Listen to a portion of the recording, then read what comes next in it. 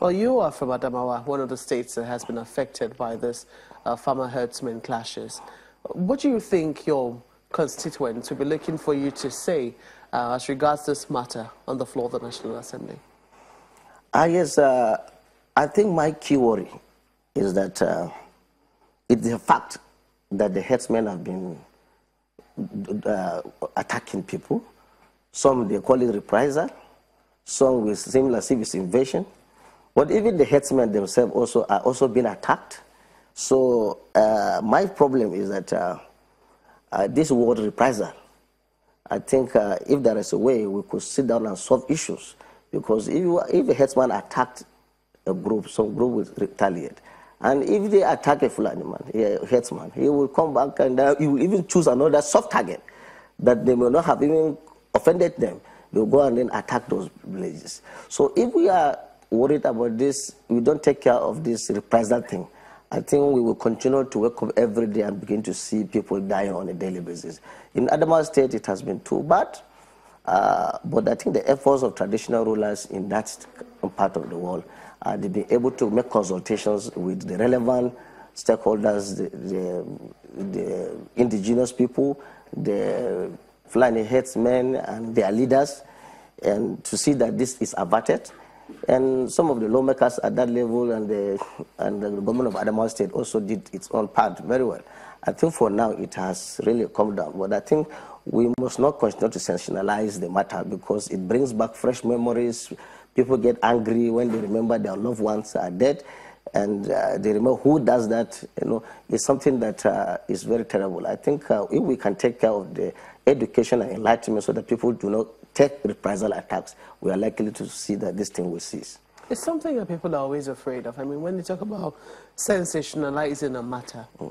But then, you know, the truth of the matter is when people lose loved ones, the chance, especially for no reason, when they know that they haven't done anything. You talked about how, in some instances, the reprisals might be on communities that have nothing to do with maybe the earlier attacks. I agree with you. In many instances. Now, those kinds of communities might be very, very aggrieved. How do you think that, I mean, aside talking is very good, but how do you think that governments can begin to address the issues of grievances, especially for communities that feel that they haven't done anything? Why this attack on their communities? I think from my experience, I have served in government before even coming to the National Assembly. From my experience, sometimes government do what you call a stopgap thing.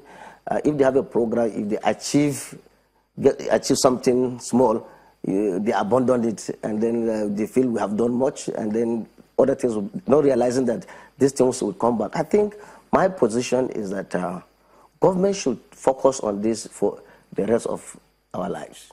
We should be able to sensitize people, educate the people, enlighten the public on this kind of issues.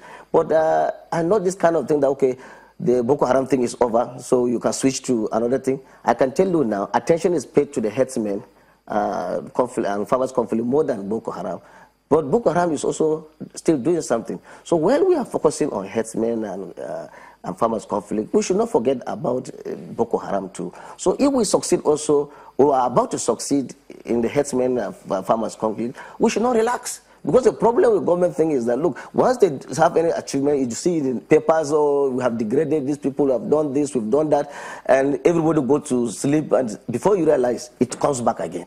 So I think there must be this continuous education. People must have a responsibility to look, this is an assignment I've been given. You are a security force. You are supposed to do this particular job, not on a temporary basis. You are supposed to do it as a permanent thing. To ensure security is not some kind that you celebrate. How can you celebrate because you are able to dismantle, let's say, some criminals?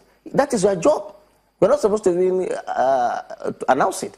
So, but what happens in this country, any little achievement that's recorded, is blown out of proportion, and it gives the impression that, look, we have achieved and it's all over. And before you realize, people get trapped in another kind of attack again. So I think there should be continuous education. If that is done, certainly, in my opinion, we could achieve a lot.